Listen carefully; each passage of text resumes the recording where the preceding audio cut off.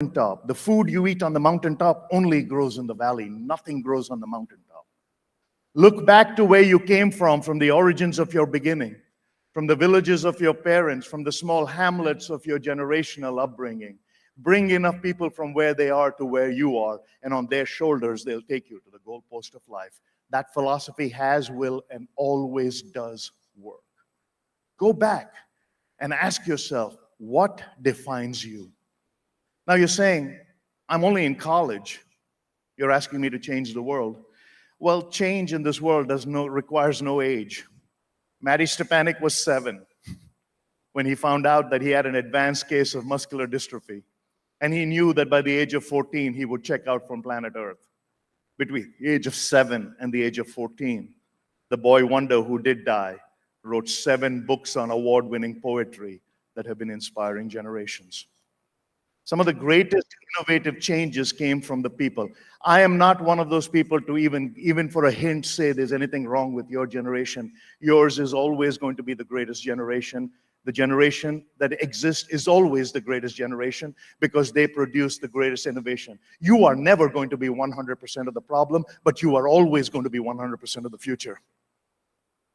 People say, why are you nice to children? Because they decide which nursing home I go to. It's just practical. I need to be right about that side. But one thing I want to do is apologize to your generation from mine. The world we inhabited was happy, was joyous, had gratitude, minimal opportunity, but it had love. We didn't step on each other's throats to get to where we were. We tried to help each other out. My generation left your generation greedy, hungry, desperate, despondent. You live in a high-tech world, and somehow my generation has not convinced you to never abandon high touch. I've made this statement throughout this trip in India, and many people came up to me afterwards and sent me messages on LinkedIn as well, saying that statement touched my heart. See, you can swipe, you can like, you can appreciate, you can emoji, you can take 24 different selfies till you decide one is good enough for social media. But when you're on the quietness of the pillow at night and you put your head and the day has now receded, you're awaiting another sun, hoping it'll be brighter. The tears are never digital. And suddenly this stranger who you did not know 15 minutes ago connected with every heart here. You know exactly what I'm saying. You call it a smartphone. How many of you ever used it to make a call? Who you did not know 15 minutes ago connected with every heart. The last time you made a call? You know exactly what I'm saying. We text. My dad is a smartphone. How many of you ever used it to walk in your room, Alexa, 15 minutes ago, connect here? The last time you made a call? You know exactly what I'm saying. We text. My dad is a smartphone. How many of you ever used it to walk in your room? What is your ritual? What is your non-negotiable? Last time you made a call? My non-negotiables on a personal note. My dad is a smartphone. What is your daily routine? What is your ritual? What is your non-negotiable? Last voice I have to hear. My non-negotiables on a personal note. I'm in a call. What is your daily routine? What is your ritual? What is your non-negotiable? Last voice I have to hear. My non-negotiables on a personal. I'm in a call. What is your daily routine? What is your ritual? What is your non-negotiable? Last voice I have to hear. My non-negotiables on a person. I'm in a call. What is your daily routine? What is your ritual? What is your non-negotiable? About 1:30 a.m. Saturday night, I'd done a full-day seminar in Chennai. There was a voice message from my bride. She said, sweetheart, I know you can't sleep without hearing my voice, but I know it's late and you need to get some rest. You have to speak tomorrow. Good night. I love you. That's all. It doesn't take a lot. Now, what I'm not saying to you guys is call my wife. Find your own. Okay? Find your own and decide your own problems. I got my own. All right? So preparation is vital. The L in the formula stands for learning is critical. Learning is critical. Don't just sit there to get there. If you have a 20-minute commute, a 30-minute commute, a 40-minute commute, you're in a bus, you're in a metro, you're in an auto, you're in a cab, you're in an Ola, you're in an Uber, whatever it is, sit there to arrive more informed. If you're on your way home, listen to information that will allow that side. See, for 8 hours of the day, we always have to practice the skill that allows us to eventually make a living. That's your education. That's your career. But for the balance of the 16 hours, we have to invest in the will that allows us to shape a life. When skill and will come together in one cataclysmic moment, for the first time on God's green earth, you will have unleashed a 24-hour champion. Don't just sit there to get there. Sit there to arrive more informed. Your competition is getting keener. Are you? Right now, throughout the world, there are people getting ready for the next phase of life just like you. What separates you? Let me give you an illustration. If you've ever helped your family go do groceries or you've done them yourselves, you'll get the gist of this. Imagine you're in a produce store, one of those mini marts or mega marts, and you're buying vegetables, and you stop by lettuce, cabbage. Yeah, you stop by a head of cabbage. Watch anybody buy a head of cabbage. They'll pick up the first one and look at it in all of its sartorial splendor. They'll watch it glisten against the sun and admire its natural beauty and put it back. Then they'll take the second one up. They'll squeeze it, thump it, bump it, echo it, bounce it, and put it back. The third one makes it into the basket without any scrutiny. You can go through life being the third head of lettuce. Someone will pick you. But it takes considerable genius to be lettuce head 1 and 2. How do you get noticed? The world you're arriving in does not remember normal. Like when I meet people, people will say good morning to me. I don't say good morning or one of those groans. Better yet, how you doing? Fine, under the circumstances. I've never met anybody in all my travels who's over the circumstances. Everybody's under them.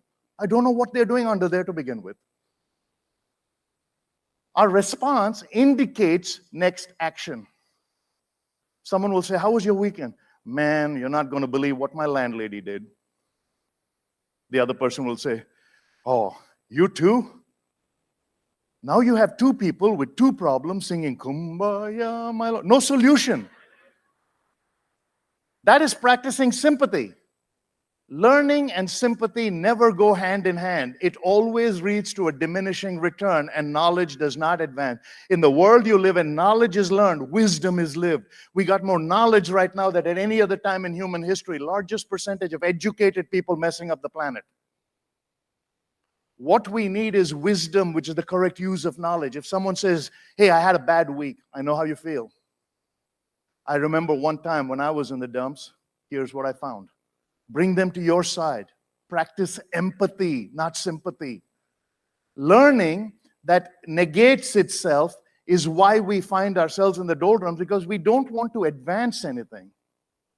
Plus, one of the things that I find fascinating is when you see stupid behavior, stop it. Prevent someone else with the agony of experiencing that same moronic behavior after you leave. Now you're saying, what does that mean? Well, sometimes I'm standing in a movie theater and people will come up to me, came to see the movie? No, just to watch the trailers. Of course I came to see the movie. What are you, the last of the communication giants? Or they meet me in the airport going somewhere? No, just seeing takeoff and landing. My wife is not immune from this. Sometimes she'll ask me all ridiculous questions. Now, as a guy, I can say this because when a woman says, fine, stop the presses, nothing, everything is wrong. Apparently, they speak in code. My wife will come to me and say, sweetheart, she walked into the garage and I was looking and it had a flat tire. She said, did the tire go flat?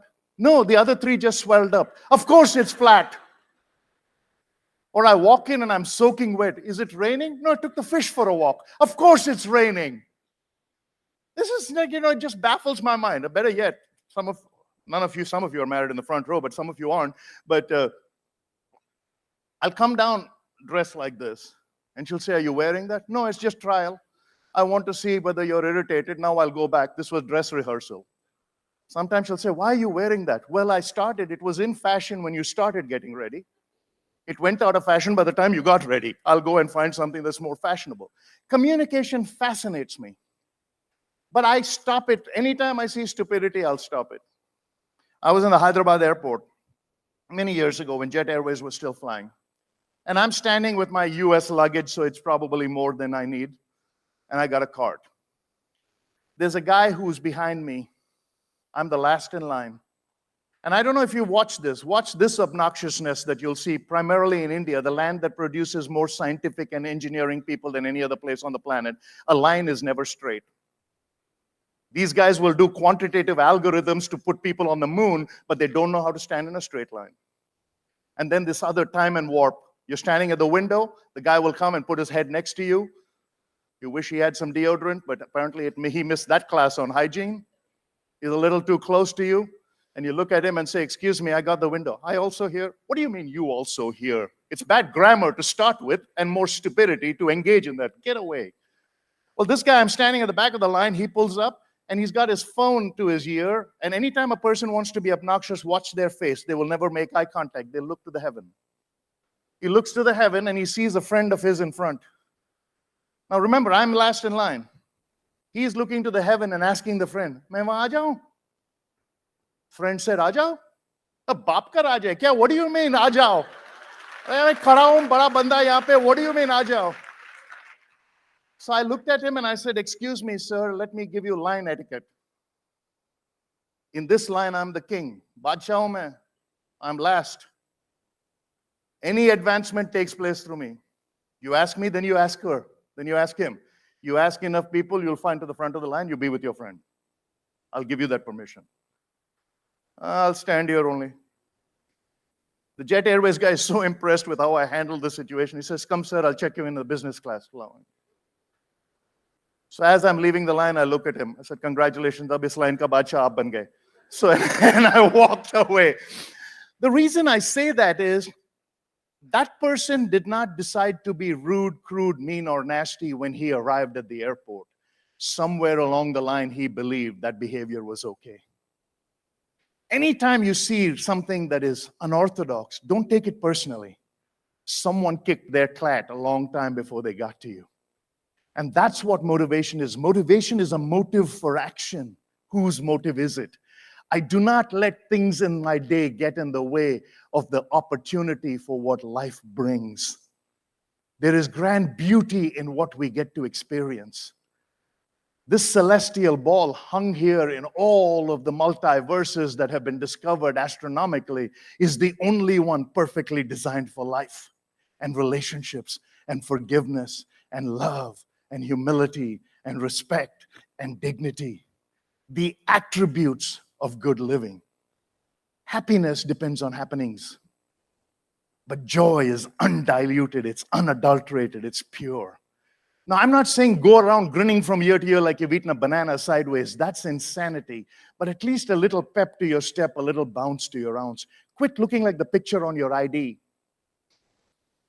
Most of us, when someone says, "Do you have family picture?" we don't produce the Aadhaar card. That's the ugliest picture we got of ourselves. Because that day we were the most terrified when they took a picture of us. You produce one of your selfies. Learning is critical. What are you learning to engage? Not academic. My mentor never went to college. When I came back to India and told my dad that I had met a man named Zig Ziglar, my dad first thought that was a sewing machine attachment. He said, "Wo bhi asli naam hai kya?" I went, "What is this?" I said, "No, he's a motivational speaker." He must be motivated to have a name that starts and ends with Z. My dad is, of course, primarily negative. And then he was born in India. So that just manifests in magnitude. One day in a seminar like this, at the age of 75, after my father came to grips that I was actually changing lives, I had young people come to my seminar on the verge of quitting life and said, "You sparked hope in me." I have led people away from addictions. I'm not trained in any of this. I just give hope. Hope is the foundational quality of all change, said Alfred Adler, the great psychologist. John Maxwell said, if there's hope in the present, there's power in the future. My father stood up in a seminar like this. He was 75 years of age. He said, "Is there hope for me?" I said, "What's the real question, Pop?" He said, "After a BSc degree, I had to go serve my family. I became a lower division clerk at the municipality. Then when they were building the refinery, they said my qualifications would allow me to get a shift foreman job. Through learning on my own, I became the chairman and managing director of 2 companies. But I have always regretted the fact that I never finished my education. I said, let's go back. He said, what do you mean? I said, you're 75, you have a degree. The university that you went to is still operational. Let's ask. Here's the principle, which I shared with you. If you ask for something you've never had and they don't get it, you break even. So we went and asked. They said, yeah, if you take an entrance test, we'll give you a seat in the MA program. He took an entrance test, he aced it. He got a provisional seat in the MA program, 6 months distance, 6 months on campus. He would drive his little car with a sandwich that Amma would pack and a small bowl of soup in the same canteen that he used to carry when he was a shift foreman all those years ago. And he began his MA. Dad graduated his MA with the first division result at the age of 77. At the age of 79, he petitioned the university with a 50-page dossier. He said, I want a seat on your PhD program. They said, you're nuts. My father said, why would you not give me a seat on the CAT program? He said, you're 79. My father said, so? You'll be 82 by the time you finish. He says, how old will I be if I didn't finish? Still be 82. That's not a disqualifier. Well, we can't give you a program. You're not going to do anything with it. The 50-page dossier was my father's journey from that streetlight to an employer of thousands of people, to a man who served in multiple countries. He said, if anybody in this town deserves a seat at this university, my son is an engineering graduate from this university. My other son finished his undergraduate from this university. My wife did her BCom from this university. If anybody in this town deserves a seat on the PhD program, I do. At the age of 79, they gave my dad a provisional seat on the PhD program under special provision from the Vice Chancellor. At the age of 82, my father got his PhD. The same year, my mother graduated and got her MA. Both my father and mother walked across the convocation at the same university getting their advanced degrees. Today, my father will be 90 in January. When I met him last week, I said, Pop, what are your goals? He said, son, ever since you've started inspiring me, I listen to you every morning, and I know till the day I die. This is the statement I gave my father: when your obligations to others finish, your obligations to your dreams remain. Now my father has just submitted a special project to the University of Hanoi in Vietnam for postdoctoral research on the subject of determinism, and he has to produce a 150-page thesis by June of next year. This man reads 3 hours a day. I have been very privileged in this my life's journey to be one of the few people on planet Earth to at the same time have bought my father and my son textbooks. I'm not giving you advice that I haven't shared with my own family. I'm not telling you to do something we don't do day in, day out. Life is tough. But if you're tough on yourself, life becomes infinitely easier on you. First, preparation is vital. Second, learning is crucial. The A in the formula stands for adaptability is integral. You have to learn how to prepare yourself for a global world, not just a virtual world. Don't just think, where do I get a job? JOB stands for just over broke. Adaptability means you have to realize in this new post-COVID world that the streams of your imagination the streams of your income should only be exceeded by the streams of your imagination. Don't just try to get just one avenue. Try to pursue multiple avenues. Give one or the other more credence. So when I began and understood this principle, I said, okay, maybe I'll finally start writing. Now, writing is easy. The writing is always ready. The writer may not be. So when I started writing, it was just whatever. Every morning I would write something which I thought was sheer brilliance, but nobody wanted it published.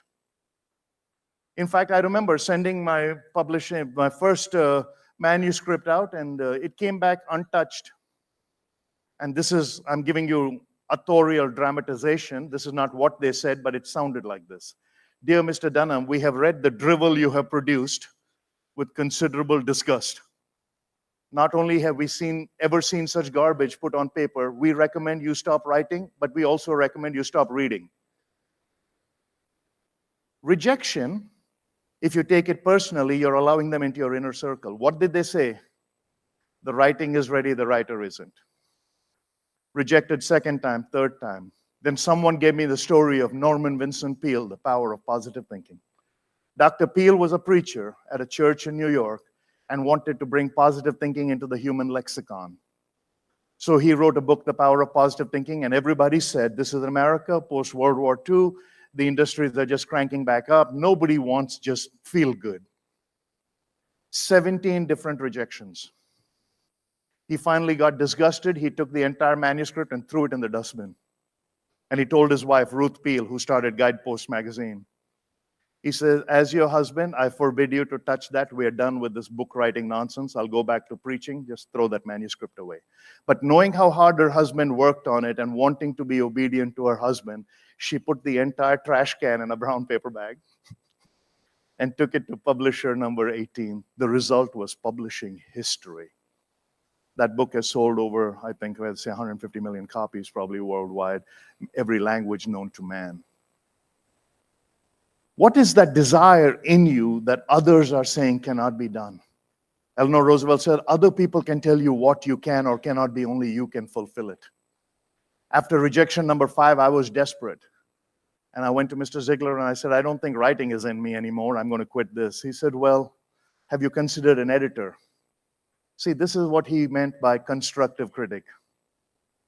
A constructive critic means an editor who will look at your work and say, I believe in you, but I know what writing is. Let me take a crack at your manuscript.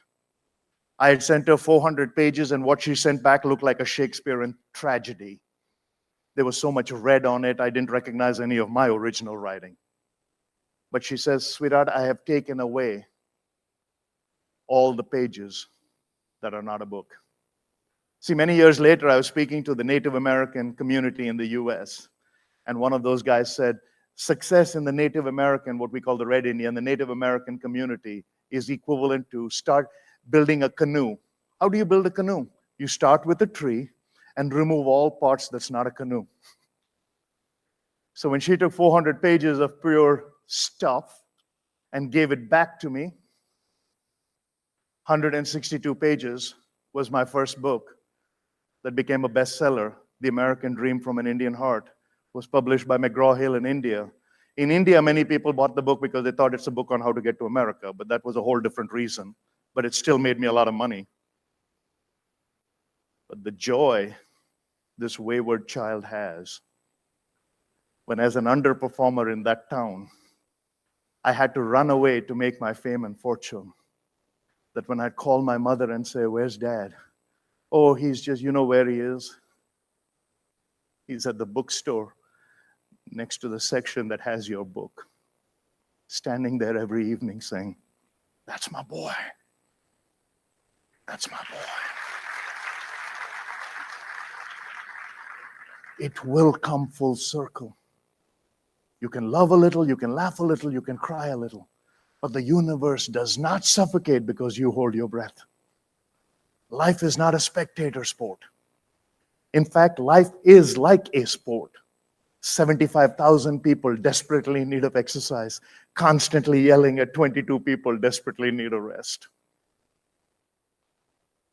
You can't win it if you're not in it. You can't stand on the sidelines and say, coulda, woulda, shoulda. You have to adapt.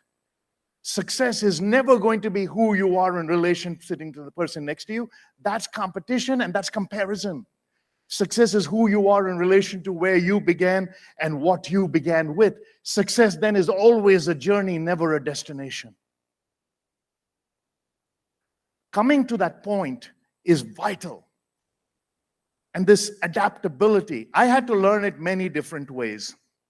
When I first came up from the south to the north, I remember sitting in the mess in IMT Ghaziabad, and they were allotting rooms. And I had never shared a room with anybody. I had never lived outside South India. Here I am in the remote part of nowhere, in a place that nobody knows. I landed in Ghaziabad at the old bus adda. I was sharing the story in the morning when I was driving over here in the old bus station.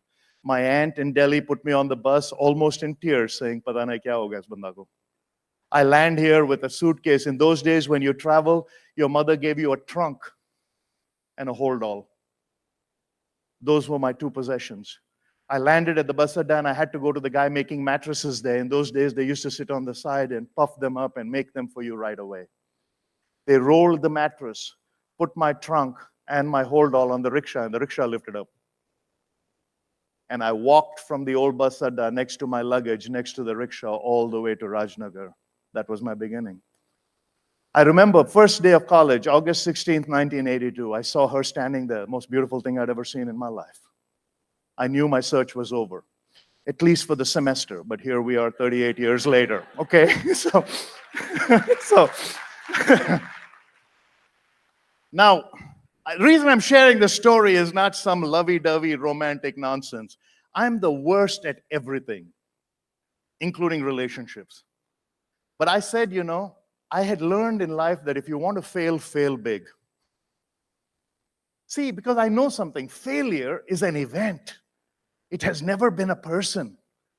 Throughout the history of humanity, you can fail at something. You cannot fail as someone. God loves you too much. The singer Ethel Waters was asked about the Reverend Billy Graham, says, what makes Billy so great? I love her answer, very colloquial, not religious, colloquial. She says, honey, God don't sponsor no junk. He hasn't in each of you, wonderfully, fearfully made, unique in every attribute. But when I walked up to my wife and I said, day one, think about the guts, huh? I mean, I barely made it here. I had to buy a mattress in this town. That's how much of a stranger I was here.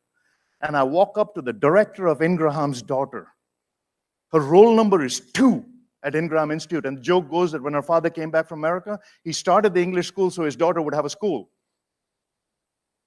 I walk up to her and say, will you marry me? Get away from me, creep. Well, I've just got telling you that if you try something and it doesn't work, you break even. So what does that give you permission to do? Try again. So after the next day, I said, how about now? No. But then it became a joke. We started hanging around. Started having a cup of tea here and there. No relationships in those days. Of course, her sister, big kebab mein haddi, always there. I mean, she went everywhere with us. December 23rd, 1983. I'm winding up and going back south for the Christmas holidays. I used to go to her house for lunch. I tried to be there every day because they had a cook and the cook had something to cook. So it was a better place to be than the hostel. So I would just show up there. As she closed the gate between us, she said, yes. I said, yes, what? She said, yes, I'll marry you. See, I'd forgotten the question. Life happened. She said, yes, I'll marry you. I said, okay, don't be so pushy. So I share that tongue in cheek for this reason.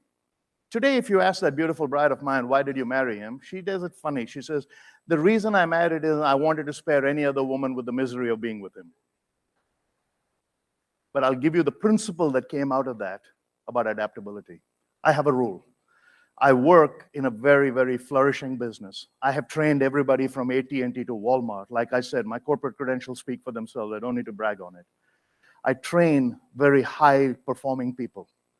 But I have a rule. I will never go out to lunch with a woman who is not my wife without the presence of anybody else. Just a rule. Now, that doesn't mean I'm some old-school fuddy-duddy or there's a long line of people waiting to pounce on me. That's not the truth. The truth is I do it to honor her. You have to have some standards. Dr. Martin Luther King said, if you don't stand for something, you'll fall for anything. So start standing for something that is small, that is controllable. G.K. Chesterton said, you can bend in many different directions, but you can stand erect on only one. The angles in life are many. The route of morality, straight. Honesty, straight. Purity, straight. Dignity, straight. So I trained a Fortune 30 company. And the lady I trained was going to be making a presentation where she was going to compete with 4 other men. Let's call her Kay. She said, Krish, will you help me with my presentation? Absolutely, this is what I do. So they pay you top dollar, you train them. and she wins the presentation because her presentation was greater than anybody else's. She beat the other 4 guys. She got a 17-day all-expense-paid trip to Australia, first class with her husband. She's flying higher than a kite. She comes back to Dallas and says, I need to take you to lunch as a reward. I said, you know my rule. She said, well, ask around. Let's see if anybody else can go. But nobody was there. And now it's still business, so I have to be practical. Remember, rules you make are not for the exception. They are the norm. You break rules only for the exception. You never break rules for the norm. You negotiate. So here's the principle in adaptability. Some days, everything in this world is given. The rules of this institution, the educational parameters of your department, the guidelines of your professors, these are all given. You can't change that. Some things are uncontrollable, act of nature, wrath of God, 9/11, G20. It'll just disrupt. But some things are negotiable. In life, you will only adapt when you know what is negotiable. So I asked around, nobody was in the office, so I called that beautiful gal and I said, sweetheart, on Thursday afternoon at 2 o'clock, I'm going out with Kay. You've met her before. Between 1:30 and 3, I'm going to be with her for lunch. And Anila laughed. She said, sweetheart, there's not a long line of women waiting to pounce on you. And then you could hear the sniffle, the quiver of the lip, as I knew what she was about to say was going to change my world again. She says, but I find it completely fascinating and utterly sweet that after almost 40 years of knowing me from those formidable days, every day you do something that may dishonor me, you always ask. Ask. That's all it is. Adaptability means being aware. That's all. People don't care how much you know until they know how much you care about them. When I went and met Mrs. Simon earlier this year, 94, holding her hand, she's not cognizant of all the things I've done. But when her daughter says, Amma, he has a scholarship in our name, and the scholarship has only one category, find a kid undeserving in every attribute, a complete throwaway, who's standing on the periphery, not even believing he belongs in here, go embrace him and bring him in and give him an education in my name. And Mrs. Simon said, I wish I could share with you all the different times I saw your ads and I graded it 100 and said, I told him so. Other people don't care how much you know until they know how much you care. So preparation, learning, adaptability. The N stands for networking. And then what am I looking at? 10 o'clock, all right. Networking. So I'm going to give you a formula here. So far, you having fun? Okay, this is yes. This is no. And a few of you are from my home state. This is I'm schizophrenic, and so am I. All right, so I don't know what that means. They just nod their head. So WIN, wisdom, innovation, networking. Wisdom, we've already talked about. Innovation. Every day, do something for someone that they can do for themselves. But here's where I'm going to teach you a strategy at your age that will revolutionize your world. Go against the grain. Remember the Disney promise, nobody remembers normal. How are you going to be noticed? When I go to a restaurant, I'll always ask the waiter his name. Not because I'm trying to win points or get free service or a bigger scoop of ice cream. I'm asking his name because some mother gave him a name. Dale Carnegie in How to Win Friends and Influence People said, to a person, the sweetest sounding word in the whole world is their name. And yet this guy in his profession or her in her profession become the wave of a hand. I need more service here. I need my check because I'm done being served by you. Can you hurry up and serve me some more? Hey, I've been trying to get your attention. How long does someone have to wait to be served here? And he's hustling and bustling as a wave. Isi Mane gave that kid a name. When I first came back to India, of course, I was raised in an Orthodox Hindu home.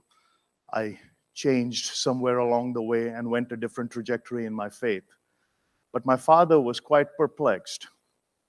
He was still deeply rooted in the fact that there's certain people you can touch and certain you cannot. And I put my arm around this kid and I said, Beta, naam kya hai? He said, Ramesh, sir, trembling. Not only am I asking his name, I'm putting my arm around him. And suddenly the world changed for him. My father is aghast. We don't even know where he comes from. I said, Dad, he and I have something very much in common.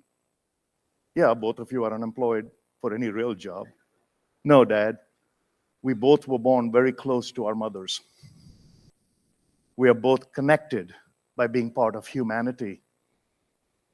The blood of mankind runs in both of us.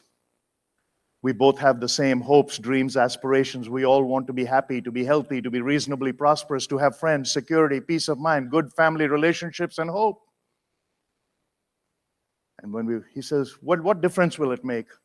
They're still useless. I said, watch and learn, Pop. When we were on our way back to the car, I gave him a big tip, but he ran with the tip in his hand to the car behind me. I've been a waiter here for 10 years. People have tipped, people have stiffed on tip. But you're the first person who asked me my name. He's still holding the tip. Sir, I can tell you, I will remember this day as long as I live. That's all. A name.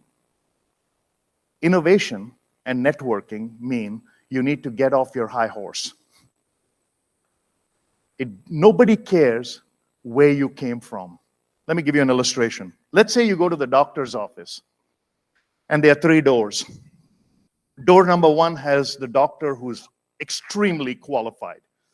Every degree that can be construed in the form of an alphabetical configuration, he has got. And you say, Doctor, how many times have you done this surgery? Well, including you, 1. What do you mean, you've never done it? No, I'm overqualified.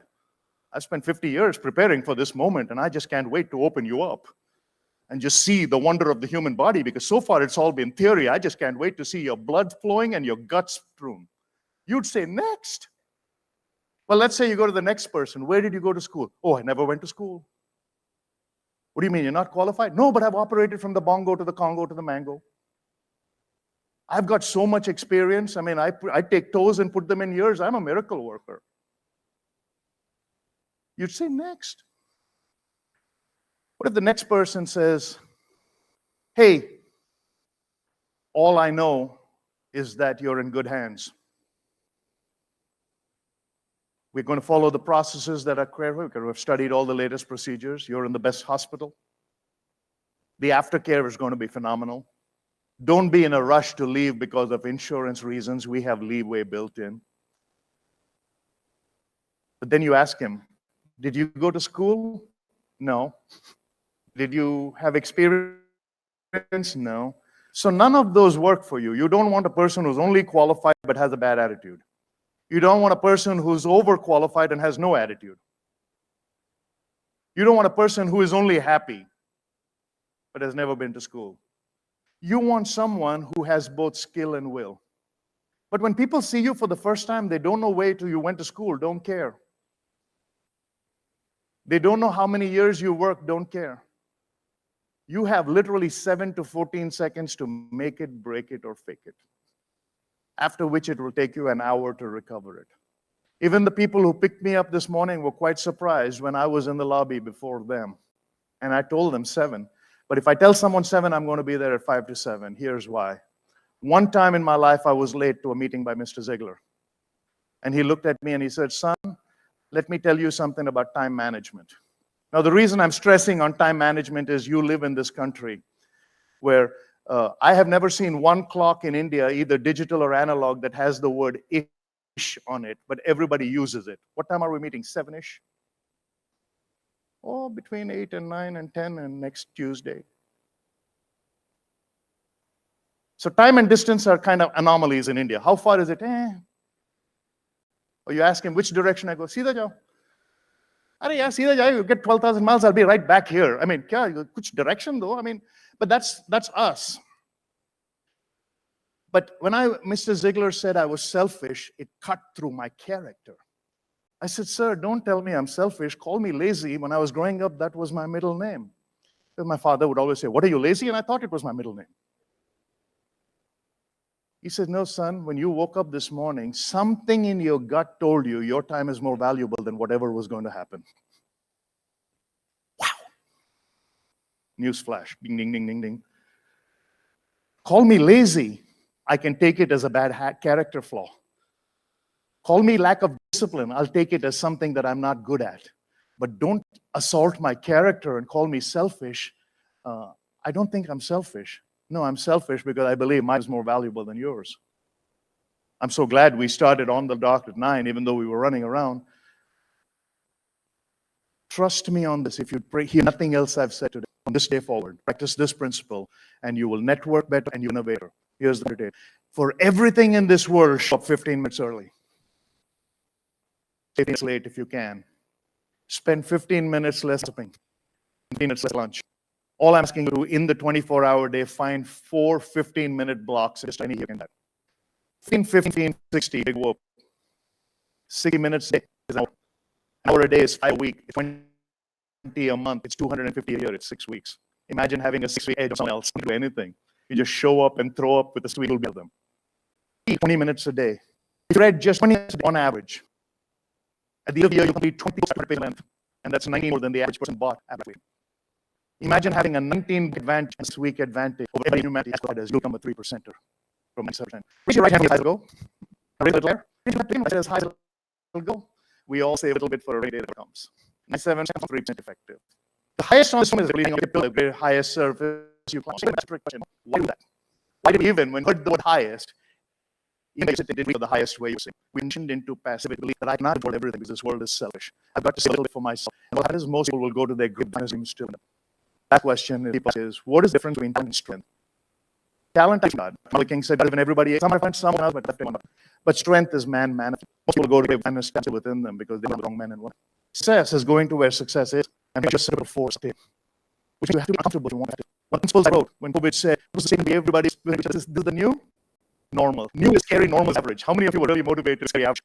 This is the new normal, and everybody walks, some little ball somewhere, and the water down.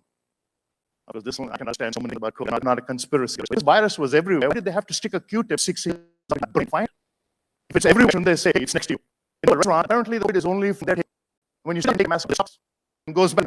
In when you go to you just in day, tell it and I used to joke. I said, I have masks. When I heard the word new normal, I said, this is, I guess, something wrong with the next year. I put in front of my computer, old sets, now new opportunity. Everybody's new normal. I was not sure if I get it to my house. I put mine had a contact. None of will do because of you. Like I said, I called him and I said, you have a contract, it's not about money. Can you give me a moment of your company? Bring my contract up and send me something every week. If you don't need it, I said, I just want a certificate from your company, a W-4, and